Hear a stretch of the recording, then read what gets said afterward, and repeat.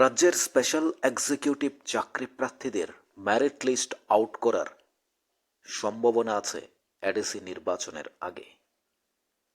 আমরা 100% বলতে পারছি না, কারণ বারবার রেজাল্ট দ্রুত দেওয়া হবে বললেও এখনও দেওয়া হয়নি।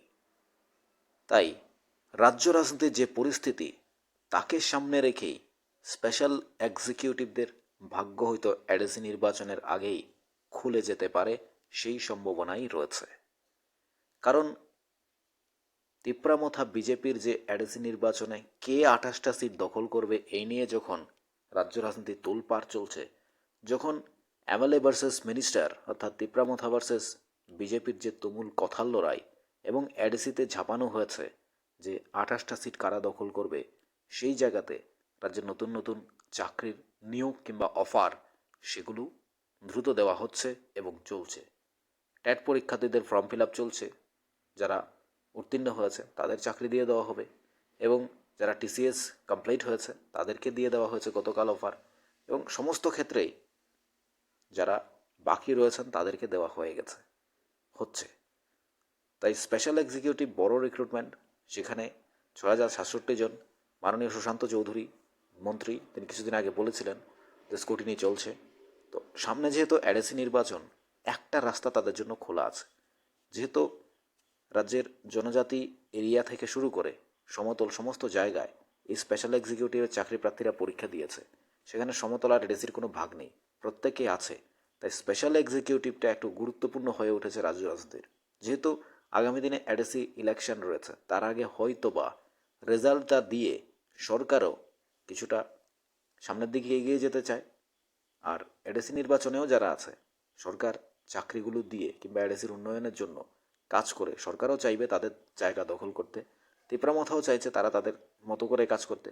কিন্তু দুই শাসক দলের শরিকের মধ্যে যে তুমুল লড়াই চলছে, এখানেই হয়তো বেকারত্ব, চাকরি প্রার্থী প্রত্যেকেই তারা হয়তো সেই সুযোগটা পেয়ে যেতে পারেন। আর এটাই আমাদের রাজ্যের জন্য ভালো, এটা আমাদের রাজ্যের জন্য সুবর্ণ সুযোগ যে চাকরি প্রার্থীরা যারা রয়েছেন, যারা দীর্ঘদিন ধরে অপেক্ষা করছেন, যারা চাকরির কথা ভাবছেন, আপনাদের জন্য নতুন নতুন রাস্তা খুলে যাচ্ছে। আপনারা দেখেছেন ইতিমধ্যে বিভিন্ন ক্ষেত্রেই ইন্টারভিউর জন্য মেরিট লিস্ট বেরিয়ে গেছে। আবার যারা জেআরবিটিতে যারা রয়েছেন 430 জন, আপনাদের সেই সুযোগও খুব দ্রুতই খুলে যাবে সেই রাস্তা। তাই স্পেশাল এক্সিকিউটিভের যারা চাকরি প্রার্থী রয়েছেন, যেখানে 6,067 জন, তাদেরকে 2,000 টাকা বাড়িয়ে দেওয়া হয়েছে, 11 থেকে 13,000 টাকা করা হয়েছে। তো সব কিছু মিলিয়ে রাজ্যের মাননীয় মুখ্যমন্ত্রীও আগে বলেছেন যে রেজাল্ট দেওয়া হবে সময় হলে। তো সেই সময় হয়তো চলে এসেছে। আমরা এতটুকু নিশ্চিত যে মাননীয় মন্ত্রী মহোদয় ছাড়া বা সরকারের উচ্চ পর্যায়ের প্রতিনিধি ছাড়া বাকিরা 100% এই খবরটা কেউ দিতে পারবে না। কারণ আমাদের কাছেও নেই, 100% খবর কেউ জানে না। এখন কি হবে আগামী দিনে সেটা সময় বলে দেবে। আমাদের রাজ্য রাজনীতির পরিস্থিতির কথা যেটা দেখে মনে হচ্ছে, যেটা বুঝে মনে হচ্ছে, এবং যেহেতু এডিসি নির্বাচন আসন্ন, সে জায়গায় গ্রাম পাহাড় সমস্ত জায়গাতে এডিসির নির্বাচনের বা আগে কিংবা এডিসির যে ছেলেমেয়েরা পরীক্ষা দিয়েছে স্পেশাল এক্সিকিউটিভে, সেখানে অনেক সংখ্যক লোক আছে। তো সেই জায়গায় এই মেরিট লিস্টটা আউট করে সেই জায়গাটাও হয়তো আরেকটু এগিয়ে যেতে পারে, বা রাজ্য রাজনীতির আরও একটু রণকৌশল খুলে যেতে পারে, সেই সম্ভাবনাও রয়েছে।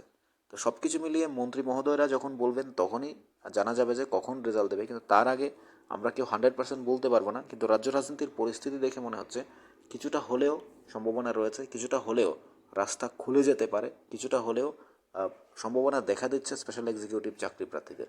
তাদেরকে আমরাও আর বারবার প্রতিটা ক্ষেত্রে বিক্রিউ করে এই বার্তাগুলো আমরা মিথ্যে প্রতিশ্রুতি দিতে চাই না, মিথ্যে বার্তা দিতে চাই না, আমাদের ভালো লাগে না। আমরাও 3 মাস 4 মাস পরে হয়তো একবার বলি যে স্পেশাল এক্সিকিউটিভের খবর, কারণ প্রতিনিয়ত তাদের খবর আসে, তাদেরকে বলার জন্য বলে স্পেশাল এক্সিকিউটিভের কী হয়েছে, কোথায় হয়েছে।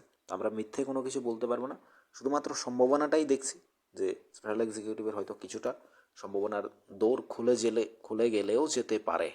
গতকালকে মাননীয় মুখ্যমন্ত্রী professor doctor Manik Saha police সপ্তাহ অনুষ্ঠানে সরাসরি বলেছেন যে কিছুদিন আগে 2025-এ যে পুলিশ নেওয়া হয়েছে 1,000, সেখানে ওমেন্স এবং ম্যানস দুটো মিলিয়ে 1,000 ছিল। তারপর এখন আবার 916 জনের জন্য যে লিস্ট করা হবে, অর্থাৎ নোটিফিকেশন জারি করা হবে আইনশৃঙ্খলার আরও একটু শক্তিশালী করার জন্য, নতুন করে আরও 916 জনকে নেওয়া হবে এবং অন্যান্য দপ্তরেও চাকরি নেওয়া হবে। অর্থাৎ মাননীয় মুখ্যমন্ত্রী তো বলছেন চাকরির কথা, আর এই চাকরি যে স্বচ্ছতা হচ্ছে এটার প্রমাণ তো আপনারা বারবার পেয়েছেন। যারা চাকরি পেয়েছেন তারাই বলেছেন যে স্বচ্ছতার মাধ্যমে চাকরি হচ্ছে। গতকাল যে যারা টিপিএসসির মাধ্যমে যারা চাকরি পেয়েছেন, টিসিএস অফিসার হয়েছেন, ওনারাও প্রত্যেকে নিজের মতো করে বলেছেন যে রাজ্য সরকারকে প্রশংসায় ভাসিয়েছেন। কারোর কাছে যেতে হয়নি, কারোর হাত ধরতে হয়নি, কোথাও কোনো পয়সা দিতে হয়নি, নিজের যোগ্যতাকে গুরুত্ব দিয়েছে রাজ্যের মাননীয় মুখ্যমন্ত্রী, তার সরকারকে ধন্যবাদ জানিয়েছেন। তো আমরাও এতটুকু বিশ্বাস করি যে রাজ্যের মাননীয় মুখ্যমন্ত্রী যখন চাকরি দেন তখন স্বচ্ছতার মাধ্যমেই দেন। তবে স্পেশাল এক্সিকিউটিভের তারা আন্দোলন করেছেন, স্পেশাল এক্সিকিউটিভের মধ্যে হতাশায় রয়েছেন, স্পেশাল এক্সিকিউটিভের চাকরি প্রার্থীরা চিন্তায় রয়েছেন। নিশ্চয়ই মাননীয় মুখ্যমন্ত্রী প্রফেসর ডক্টর মানিক শাহ এবং তার সরকারও আপনাদের জন্য চিন্তিত এবং চিন্তায় আছেন। আশা করি আমরাও আপনাদের চাকরিগুলো দ্রুত হয়ে যাবে। তবে এডিসি নির্বাচনের আগে রাজ্য রাজনীতির যে পরিস্থিতি এবং যেহেতু রাজ্যের মাননীয় মন্ত্রী শ্রী সুশান্ত চৌধুরী অত্যন্ত গুরুত্বপূর্ণ এবং দায়িত্বপ্রাপ্ত ক্যাবিনেট মন্ত্রী, তিনি যেহেতু বলেছেন স্ক্রুটিনি চলছে, হয়তোবা এডিসি নির্বাচনের আগে সেই সম্ভাবনা দেখা দিলেও দিতে পারে, দরজা খুলে গেলেও যেতে পারে। আমরা 100% না বললেও এতটুকু মনে হচ্ছে এখন পরিস্থিতি দেখে। আপনাদের কি মনে হয়? আপনারা প্রতিটি আপডেট পেতে আমাদের চ্যানেলটি সাবস্ক্রাইব করে রাখুন এবং আপনাদের প্রতিটি কমেন্ট আমাদেরকে অনুপ্রাণিত করে। আপনারা আমাদের সাথে থাকুন, আমরা পরবর্তীতে সঠিক খবর পেলে আপনাদেরকে দেবো। তার আগে আমরা আর ভিডিও স্পেশাল এক্সিকিউটিভ নিয়ে আমরা দিতে পারবো না।